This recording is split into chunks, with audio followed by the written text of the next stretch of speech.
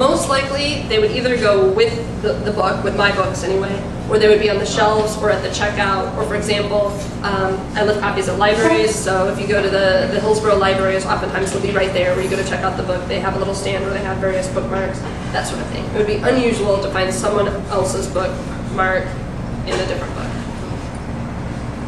On the marketing side, how pivotal has like MySpace or Twitter or Facebook been as far as marketing your books? Okay, that's an excellent question about social marketing and how important it is for the books. So I have 2 Facebook accounts. I have a Facebook account that is a person, author, Erica Ridley, and that's the first one I created way back when. And that one maxed out. Facebook only lets you have 5,000 friends. I didn't know that. Yeah. So I have 5,000 friends, according to Facebook. They won't all come to my birthday party, but they're online. And so then what you can have is a fan page. They started calling it a fan page, and now it's a like page. You can go and decide to like the page. And that is unlimited. However, there's some pitfalls there. The thing about being a person on Facebook is friends is 2 ways. I am friends with you, and you are friends with me. We're saying we're friends with each other. Whereas if you like something or if you're a fan of something, that's one way. I won't necessarily know anything about you. You know, I'm not saying I like you. You're just saying you like me, because I'm not awesome. And so you get less people over there. So on my friend page, I've got 5,000, and on my fan page, I have something like 1,500 or something like that, which is quite a bit smaller. I did start it second, and I haven't necessarily invited everybody from the friend page to the fan page, so that it's not the same people necessarily on both of them. The nice thing is I don't have to go in every day and click accept, accept, accept on everybody on the fan page if they want. They can just like it themselves. They actually don't have to. They can come to the page and look at it whether or not they're my friend on Facebook or not. So that is a positive. And so is the unlimited stuff. But then the negative is, you know, a lot of times people, they don't want to click like on everything that they see. So you lose a sense of personality, kind of. You do kind of. You lose a little sense of the friendship, because I think that's the best thing about social marketing. You can meet somebody online in an informal kind of way and have a 50-second conversation with them on Twitter. You can respond to their status update, somebody that you maybe would never ever meet in your real life. They're an actor, they're a guitar player, they're whatever, they're an author. And you kind of get to know them. They're posting about whatever it is they're doing. You know, today I went to the Eiffel Tower, and you're like, oh, that's fun. Did you go and eat at the ice cream store on the left-hand side? And then, you know, you get into something like that. And then you feel like you know them. And then when their book comes out or something, you're more interested. You feel like, oh, hey, you know, that's somebody I know's book. And you actually do know them now to some degree. So I do think it can make a huge difference. I've met lots of people online that I do feel that I know whether or not I've ever met them in real life. So I think that it can be extremely pivotal. And at the very least, in getting the word out. So have you been able to gauge some sort of statistics of sales versus that derive from Facebook or social marketing? That's an excellent question. Deriving statistics on sales about books. Unfortunately, nobody has that answer. Nobody. My publisher has no idea of an up-to-date number of how many books have sold. The reason...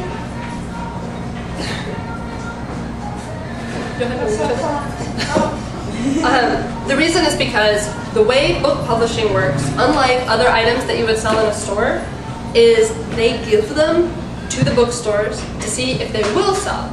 And if they do not sell, the bookstore can give them back. Which means, you don't know. Maybe you printed 1 million copies of the books, and maybe all the bookstores asked for all 1 million of those copies of the books, but maybe nobody buys any, right? Or maybe they buy all 1 million. But until the final numbers are in, until the bookstores start telling you, oh, we sold this many or that many, the publisher has no idea. And until they have an idea, they can't tell me, which means by the time I know anything about it, it's 6 months later. So there's really no way to track it like one-to-one. So you sell a lot more copies in stores rather than online? That's another good question. Right now, ebook sales are 4% of book sales, which is like a $100 million marketplace, but still a small percentage of all books sold. Romance, according to statistics compiled by the Romance Writers of America, is over 55% of all fiction sold. So more than half of every fiction book sold is a romance novel. But even even though there's a strong ebook community and people with their Nooks and their Kindles and everything like that, is still a small percent. However, a couple of years ago, that number was 0. to go from 0 to 4%, which is, like I said, millions of dollars in such a short period of time, it's only going to explode from there. For example, Barnes & Noble asked me a few weeks ago if I would write an exclusive piece for them to include in the Nook copy of this book. So anybody who goes to Barnes & Noble, whether they order online or whether they have the Nook and they go in the store, if they buy this book, they will get something extra for free that they can only get with the ebook copy of this book. Will you go with that? I'm sorry? You do it? Yeah, I did. Yeah.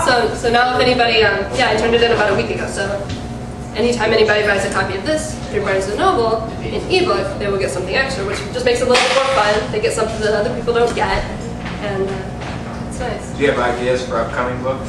I have lots of ideas for upcoming books. I just turned in a proposal to my agent. She was in town last weekend talking to the Tampa area romance writers. She gave some workshops, and she was in Tampa for the first time, so it was fun to show her around.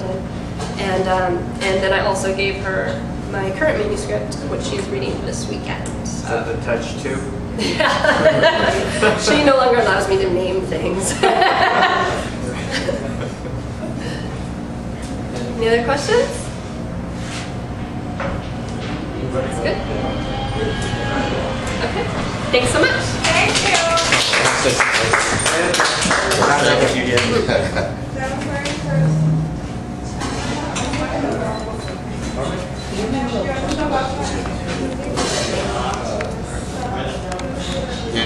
It doesn't flip around. It's all right.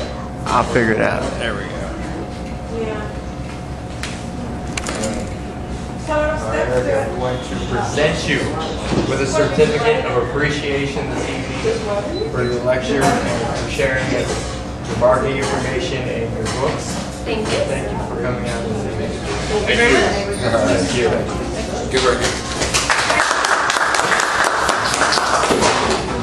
Next. Oh yeah, next month we will have another lecture. The lecture will probably be is cheating a natural or unnatural thing in terms of relationships and marriage. Thank you. Is cheating natural or unnatural? You want to